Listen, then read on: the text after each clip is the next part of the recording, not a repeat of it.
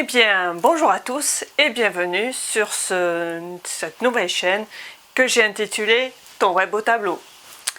Donc, aujourd'hui, ça va être une vidéo un peu spéciale où je vais juste présenter quels seront les concepts de cette chaîne, pourquoi je l'ai créée, qu'est-ce qui vous attend pour les vidéos futures, car il y aura d'autres vidéos, pour justement commencer à vous mettre en bouche et voir si ce programme correspond un peu à vos attentes. Donc, déjà, à qui va s'adresser ce cours? Ce cours va s'adresser à tous les débutants. C'est-à-dire que, par exemple, vous pourriez très bien être une personne en voie de reconversion professionnelle et vous aimeriez bien, justement, tester les métiers du web, commencer à faire vos premiers sites et voir si justement, cette voie peut être une nouvelle vocation. Ou tout simplement, vous êtes par exemple un retraité, vous gérez un club ou une association et vous avez envie de créer de A à Z le blog de votre association ou de votre club. Mais vous ne savez pas comment commencer, ni par où commencer. Et vous êtes un peu noyé dans le flot d'informations. Il y a une multitude forcément de chaînes qui existent. Certaines peuvent paraître plus complexes que d'autres. Et du coup, ces démonstrations, notamment la plupart qui sont derrière un écran avec beaucoup de code, peuvent vous effrayer. Donc, déjà, je vais déjà me présenter et je vais vous expliquer un peu plus en quoi ce programme va consister. Eh bien, sachez que je suis développeur web depuis maintenant près de 15 ans, même plus de 15 ans. J'ai fait mes premiers sites en professionnel depuis 2005.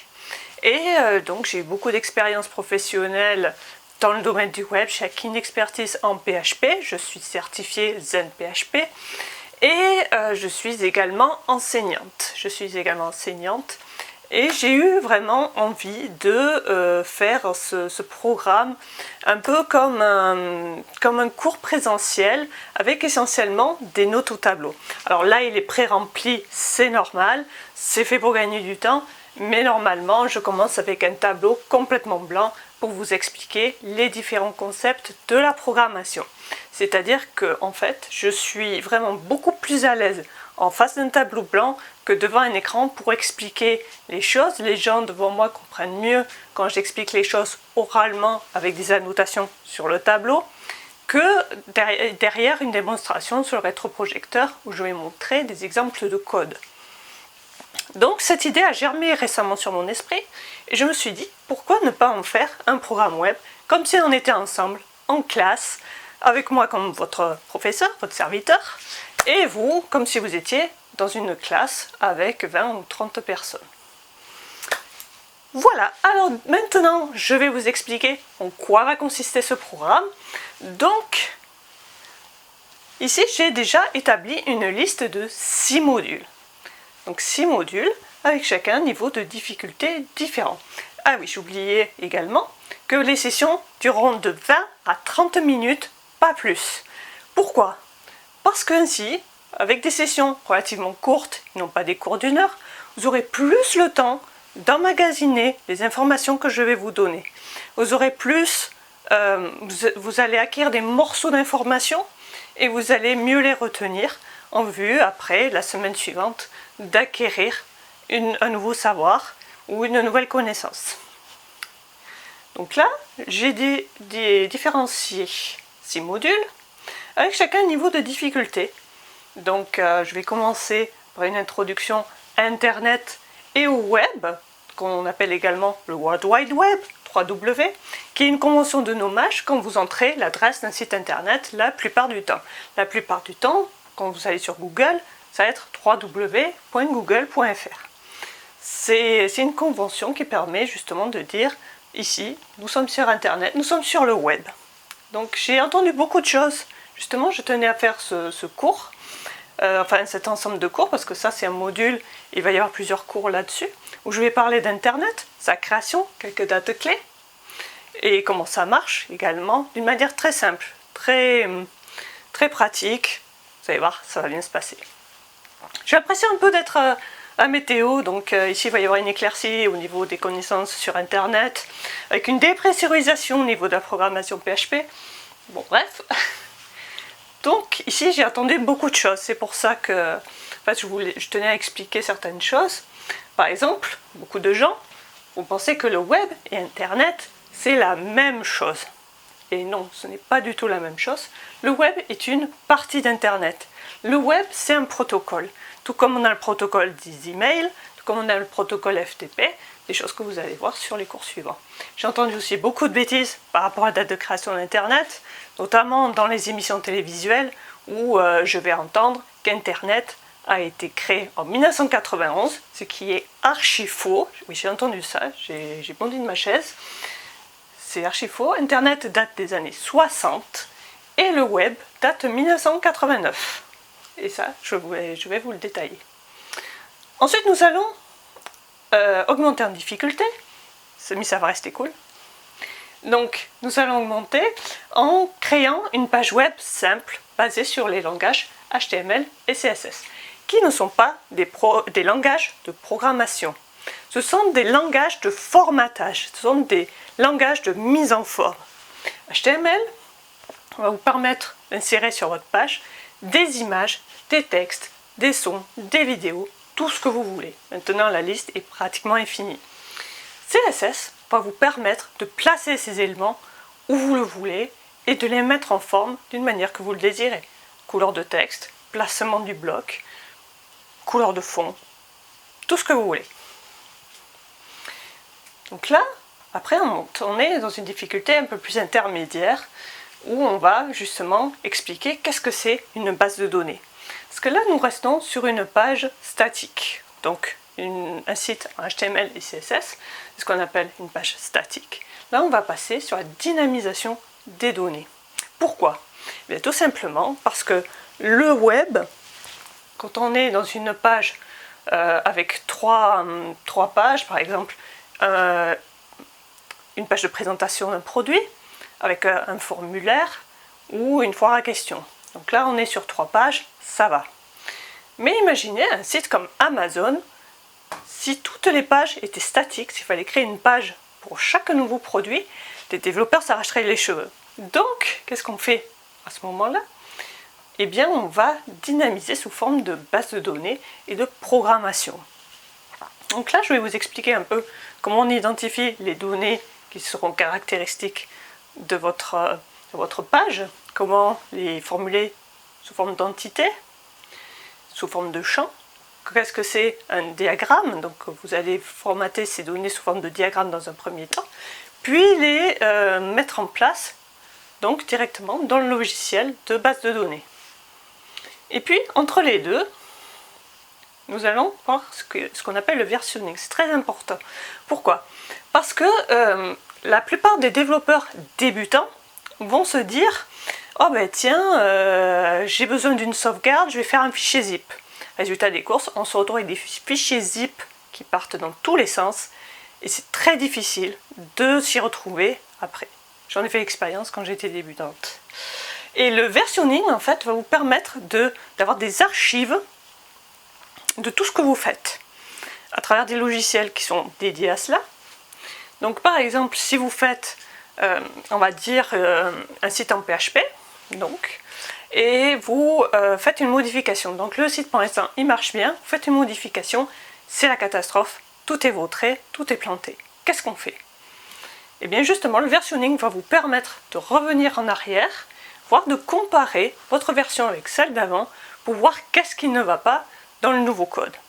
Et c'est également très utilisé pour le travail en équipe. Si vous êtes à plusieurs sur un même projet, ça va vous permettre de rassembler sur un même endroit toutes les copies de chaque travail. Et donc à la fin, en fait, si ça ne marche pas, si par exemple vous avez un stagiaire dans votre association qui ne sait pas trop qu'est-ce que c'est PHP, qui bidouille, qui fait tout planter, c'est la catastrophe, qu'est-ce qu'on fait? On revient en arrière, on blâme le stagiaire et on arrive à corriger ce qu'il a voulu mettre en place. Et puis après, là je les ai mis en simultané en fait. Parce qu'on va voir PHP et JavaScript. Attention, JavaScript n'est pas Java. Jamais de la vie. Java, c'est autre chose. Donc JavaScript et PHP, ce sont des langages qu'on retrouve le plus souvent dans les sites internet. Ce qu'il y a, c'est que quelque part, ces deux langages ont un but complètement différent. Le premier, ça va être que PHP est un langage orienté serveur, JavaScript est un langage orienté client. Ça, je vous l'expliquerai par la suite, en quoi ça consiste, pourquoi ils sont si différents. Mais en même temps, ces deux langages ont à peu près la même syntaxe. Donc nous allons voir un petit peu les subtilités de ces langages, qu'est-ce qui les rassemble, pour voir les principes de la programmation. Qu'est-ce que c'est par exemple une boucle? Qu'est-ce que c'est qu'une itération? Qu'est-ce que c'est qu'une condition? Et ça, c'est des éléments qu'on va retrouver dans les deux langages. Donc, j'ai un peu rassemblé ces deux langages, mais lorsqu'il y aura besoin de faire une différenciation, et ça ne tardera pas à venir, je ferai des cours dédiés à ces deux langages. Donc maintenant, je vais vous parler un peu plus du projet. Donc le projet, il y a un site internet qui sera créé, sur lequel je suis en train de travailler actuellement. Donc en fait, je travaille sur ce projet durant mon temps libre, puisque j'ai mes missions, je suis développeur freelance, donc j'ai des clients à gérer, j'ai des journées qui sont très, très chargées, mais également donc, je vais m'accorder un peu de temps pour ce projet. Donc je suis en train de travailler sur un site qui va rassembler différents médias. Donc ce site sera composé des modules que vous voyez ici, où il y aura plusieurs choses. La première, il y aura le cours en ligne que vous voyez actuellement, qui est diffusé sur les réseaux sociaux, mais vous aurez également d'autres supports. Donc il y aura un projet à concevoir, donc ce que j'appelle le fil rouge. Ce projet, en fait, va commencer dès qu'on arrive sur le pratique. Dès qu'on arrive sur le pratique, donc dès qu'on commence à créer une page web simple, vous allez créer, donc je vais vous communiquer un exercice à faire qui vous suivra tout le long. Donc ça va commencer là, donc vous allez commencer par créer une page web, puis 2, puis 3, vous allez les mettre ensemble via les liens hypertextes pour former le site, et ensuite vous allez faire la base de données, vous allez mettre en place le versionning, et puis ensuite faire tout ce qui est dynamisation de site à travers PHP et JavaScript. Donc tout ça, en fait, ce seront des exercices qui seront soumis à chaque vidéo, ou durant lesquels, eh bien, je vais vous communiquer donc votre travail à faire, qui sera simple. Et la chose de bien, c'est qu'il y aura également une vidéo à côté, où je vous corrigerai l'exercice. Donc après, le but du jeu, c'est quand même que vous planchiez un minimum là-dessus, avant de regarder ma vidéo, en sachant qu'après, ce sera ma correction à moi. Et ce qui est bien, c'est qu'avec le métier du développement, tout va super vite. Tout va super vite, c'est-à-dire que bien, moi, ma façon de coder, ce ne sera pas forcément la même que mon voisin, qui aura pourtant la même formation, mais qui aura aussi la même durée d'expérience, qui aura une expérience de plus de 15 ans comme moi, mais qui aura une autre façon d'appréhender l'architecture du site. Donc après, c'est un métier qui est limite artistique, et c'est ça que j'aime bien. Ensuite, il y aura des supports pédagogiques, donc des PDF à télécharger chez vous, qui retracera tout ce que je viens de dire, mais également avec d'autres détails, des références, des liens, pour que vous puissiez vous-même aller chercher l'information.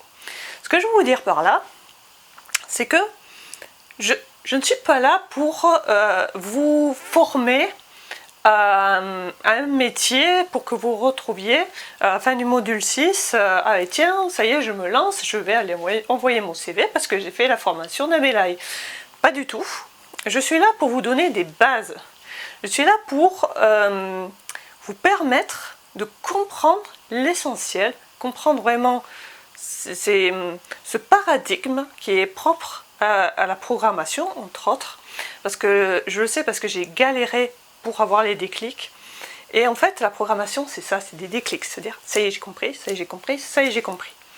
Donc ça, tant que vous n'aurez pas compris les bases, vous ne pourrez pas avancer.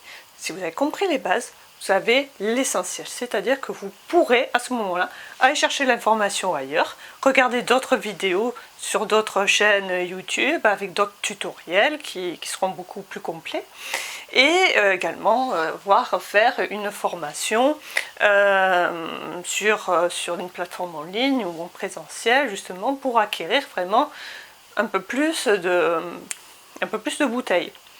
À savoir que effectivement je dis ça, mais une formation web ne fait pas de vous forcément un vrai développeur web. Un développeur web, il apprend son métier avec les années.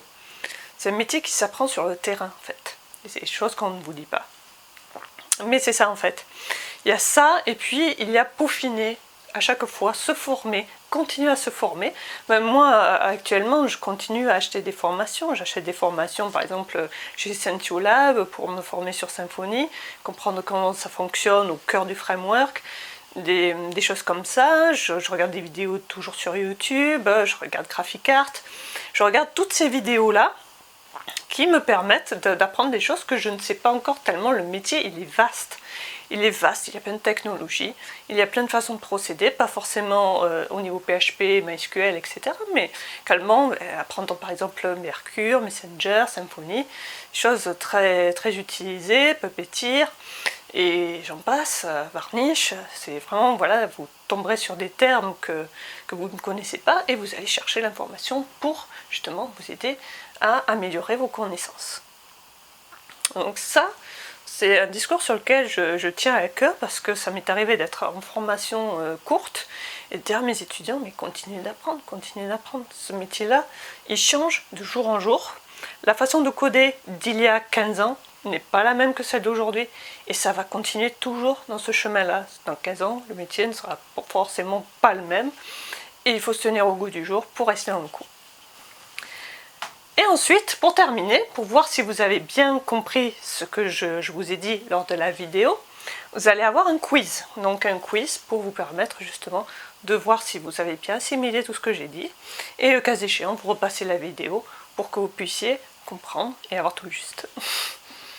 Ensuite, il faut savoir que je ne vais pas toujours être au tableau. Il y aura mais ça sera très rare, il y aura des vidéos où je serai derrière mon écran parce que je ne peux pas faire autrement pour vous montrer comment faire ces choses qui sont très pratiques. Très pratiques, donc par exemple, installer un IDE. Installer un IDE, ça vous allez le faire au moment de créer votre page web, c'est-à-dire que vous allez installer un logiciel qui va vous permettre de coder, de faire du code, d'avoir une coloration syntaxique pour bien vous repérer. Donc ça restera simple. Je vous donnerai des noms de logiciels qui limitent, c'est du Notepad, c'est de l'éditeur de texte, pour justement vous permettre de commencer. Ensuite, nous allons installer un environnement de dev. Donc là, ça se fera au module 3, lorsqu'on attaquera les bases de données.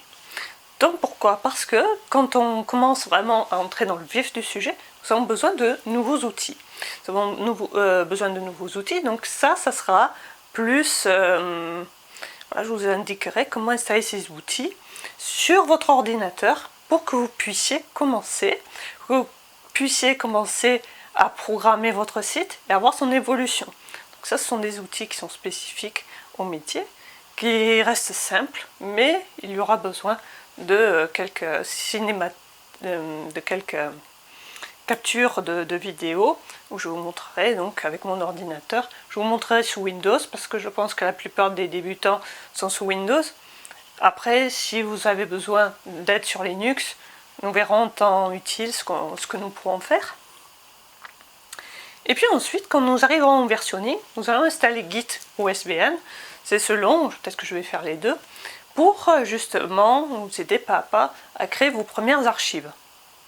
Et puis en tout dernier, donc quand on arrivera vers la fin, nous allons déployer le site. Apprendre à déployer un site. Qu'est-ce que ça veut dire déployer un site? C'est-à-dire que pour l'instant, quand vous travaillez dessus, vous êtes sur votre ordinateur. Donc ça va rester très simple parce qu'après, il y a d'autres façons de travailler. Mais nous allons rester, voilà, vous avez votre environnement de dev sur votre ordinateur et vous allez le déployer sur Internet. Vous allez déployer un site, donc déployer un site, ça veut dire que vous allez le rendre accessible sur Internet pour tout le monde. Et ça, c'est quelques méthodologies à avoir. Je pense que j'ai tout dit pour le moment. Donc, si vous avez des questions, donc n'hésitez pas à me la poster en commentaire, à me poster des questions en commentaire. Il n'y a pas de questions bêtes. chacun a commencé, chacun est à son niveau. Je tâcherai d'y répondre avec le maximum de clarté possible. Et puis, je vous souhaite une bonne journée et je vous dis donc rendez-vous la semaine prochaine pour commencer à attaquer le premier module. Donc, merci pour tout.